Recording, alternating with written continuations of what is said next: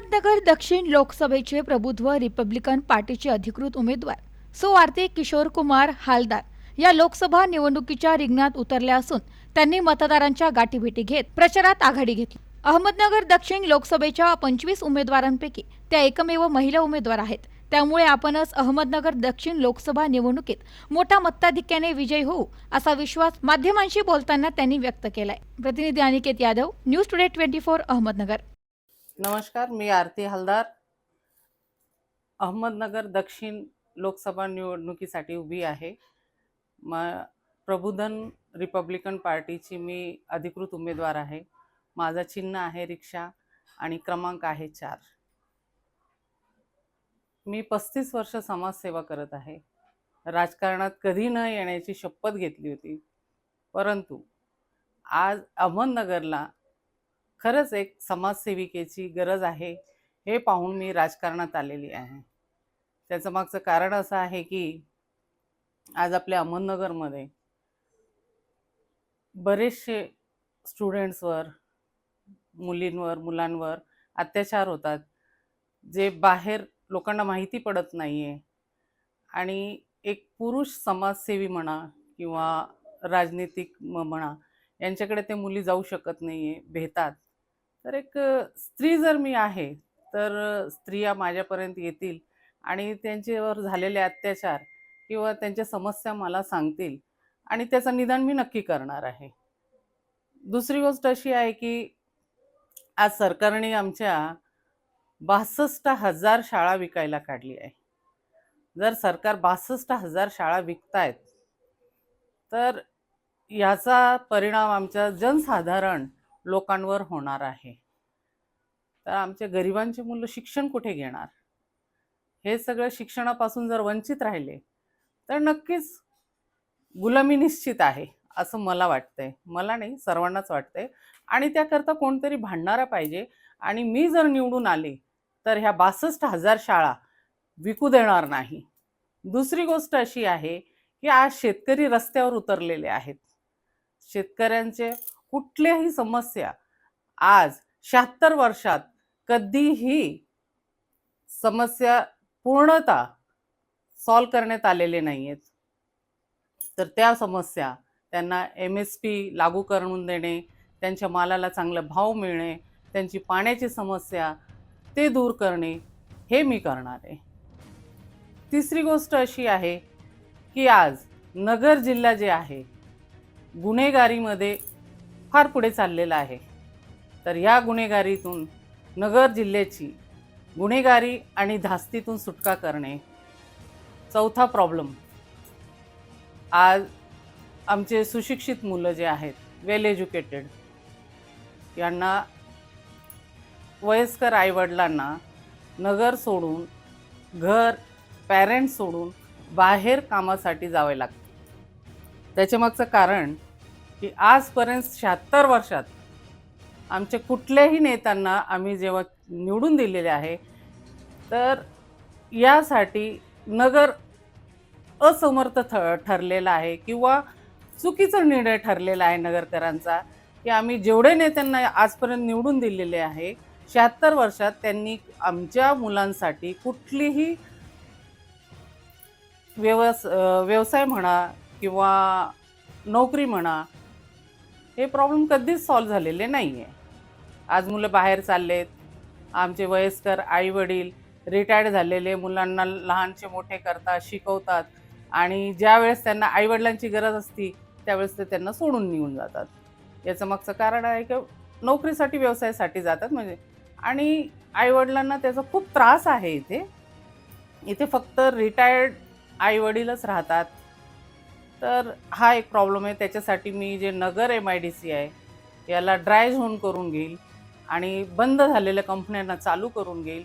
नवीन कंपन्या, मोठमोठ्या कंपन्या जे आहेत ते इथे आणणार आणि आपले नगरचे जे सुशिक्षित मुलं आहे किंवा कमी शिकलेले जरी असेल, प्रत्येकासाठी त्यांच्यासाठी नोकरी आणि व्यवसाय उपलब्ध करणार।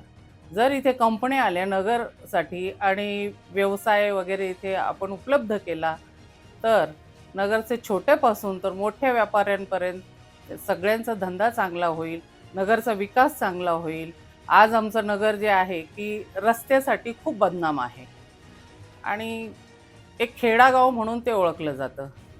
तर रस्त्याचे काम सुरळीत झाले पाहिजे, चांगले झाले पाहिजे.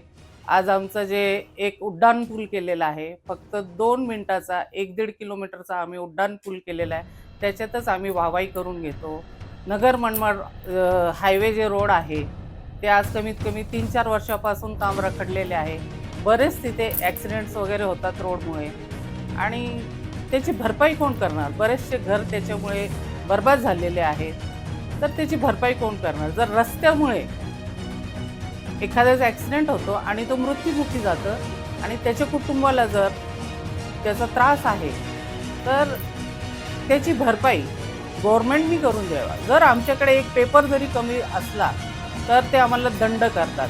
तर ह्या रस्त्यांमुळे जर आमचं जर नुकसान होत असेल, आमच्या कुटुंबाचं जर नुकसान होत असेल, तर त्याची जबाबदारी पण सरकारने घ्यावी आणि ते मी करून देणार. दुसरी गोष्ट अशी आहे की आज शिक्षण म्हणजे व्यापारीकरण झालेलं आहे. आज आमचे पुढाऱ्यांचे मोठमोठाले कॉलेजेस आहेत, पण आम्ही 5 वर्षांनी बरोबर मतदान घेतो त्यांच्याकडून. पण कुठल्याही मतदात्याच्या एकाही मुलाला त्यांनी आजपर्यंत हात धरून डॉक्टर किंवा इंजिनियर केलेला असेल तर मला कोणीतरी सांगावा की ह्या मुलाला गरिबाच्या त्यांनी मोफतमध्ये डॉक्टर इंजिनियर केलेला आहे किंवा शिक्षण दिलेलं आहे. आज मी राष्ट्रीय अध्यक्ष आहे 4-4, 5-5 पोस्टवर आणि मी 35 वर्ष राष्ट्रीय सर्वांची समाजसेवा करते. आज बरेच मुलांना मी शिक्षण दिलेलं आहे, अनाथ मुलांना शिक्षण देते, लाखो महिलांना न्याय मिळवून दिलेला आहे आणि बरेचसे समस्या आहेत जी मी आज 35 वर्ष सगळं काम करते. परंतु आज माझ्या देशाची परिस्थिती खूपच वाईट झालेली आहे. आज आमच्या देशात जर एक रेसलर मुलगी, कमी वयाची मुलगी देशासाठी गोल्ड मेडल घेऊन येते आणि तिला रस्त्यावर उतरावं लागतं की आमच्या नेत्यांनी त्या मुलीबरोबर लैंगिक अत्याचार केलेला आहे, तिला सुप्रीम कोर्टाचा सहारा घ्यावा लागतं, तर हे आमच्यासाठी फारच म्हणजे एक लज्जात्मक गोष्ट आहे. आज मनीषा वाल्मिकी या मुलीवर म्हणजे बलात्कार होतात, सार्वजनिक बलात्कार होतात आणि तिला मारण्यात येतो. तिच्या घरच्यांना तिचं बॉडी न देता घरासमोर जर पोलीस बळजबरीने तिला पेटून देतात, तर हा पण फार मोठा म्हणजे देशासाठी किंवा मुलींसाठी खूप मोठा अत्याचार है।